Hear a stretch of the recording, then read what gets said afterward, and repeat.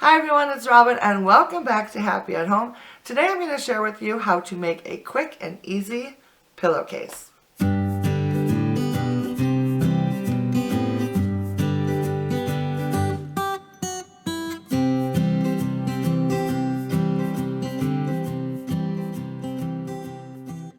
So if you've been watching any of my videos of late, you know that I like a heavy dose of white in my rooms. And when it comes to my bedroom, I love to layer up my bed with lots of white linens.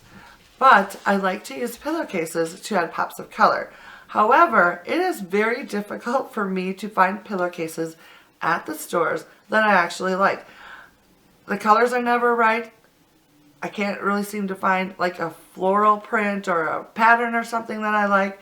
And it's just I walk high and low all the time and I never really find anything that I like. So the alternative I have turned to is sewing my own pillowcases. This has turned out really well for me because I can use fabrics that I like, either new fabrics I find at the store, or I can reuse like vintage sheets that I love to make pillowcases out of. Plus I can make them as big or as small as I need them to be to customize them to the pillow which I'm going to use them for. And yeah, it's just has turned out to be a very good thing for me. So I thought I would share with you today how to easily make a very simple, just basic pillowcase cover. It takes me about 5 minutes to make once I actually sit down and start to do it. They are super quick and easy. So to make things easier today, while I'm sharing with you how to make a pillowcase, I decided to make my pillowcase in a little miniature version, which I think is adorable. But I will, of course, share with you the dimensions in which to cut your fabric to get a full-size pillowcase. But just keep in mind that I'm working in a miniature just to make everything easier to share with you, and I can get everything in the frame at one time. So it just makes it easier for videoing the step-by-step process of making the pillowcase. So keep that in mind and let's go ahead and jump right in.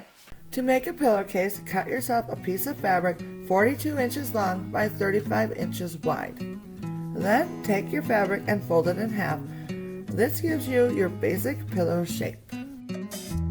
You'll have one folded edge on the top and 3 unfinished edges along the right side, the bottom, and the left side. You'll have 2 long edges and 2 short edges. To start assembling the pillowcase, we're going to run a zigzag stitch along the raw edge on the right side of the pillowcase to prevent fraying. You could also add a small hem along this edge if you preferred. I prefer a small zigzag stitch because it's quick and easy and it does a great job of preventing fraying. Here's what it should look like when you're done adding the zigzag stitch.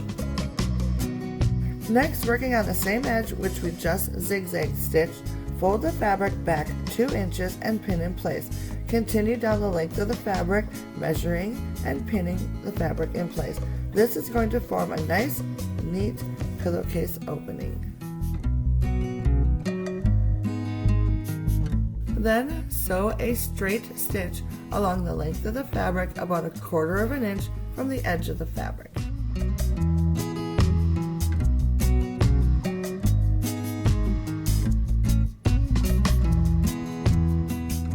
When you're finished sewing this section, it should look like this.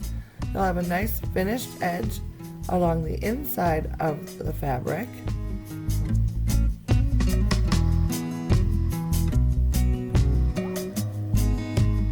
And also a nice finished edge for the end of the fabric. The next step is to take the fabric and fold it in half, right sides together, making sure that your finished edge lines up nicely, as does your 2 unfinished edges. Then pin the 2 layers together along the remaining 2 unfinished sides. Now you're ready to sew a straight stitch around both edges. I like to place the pressure foot right at the edge of the fabric to use as an easy guide. When you're finished sewing, it should look like this.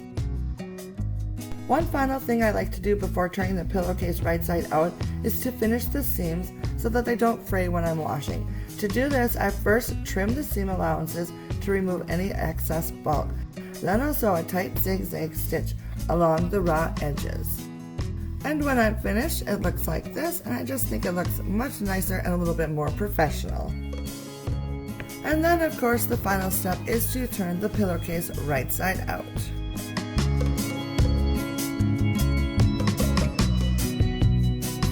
And this is how your pillowcase should look when you're all finished. Now remember, mine is a mini version for the sake of this tutorial, but if you followed the measurements from the beginning of the video, you'll have yourself a standard size pillowcase, which you can be proud of. So that is how I make a simple standard pillowcase, and from that you can add ruffles to the end, you can add trims, all that sort of thing if you're interested in doing that, but that's just the basic pillowcase shape, which is really quick and easy to make, as you now know. So I'm hoping that you will take this video and make yourself some very pretty new pillowcases for your own bed. If you enjoyed this video, please give it a thumbs up, and I will see you again in my next video. Bye now!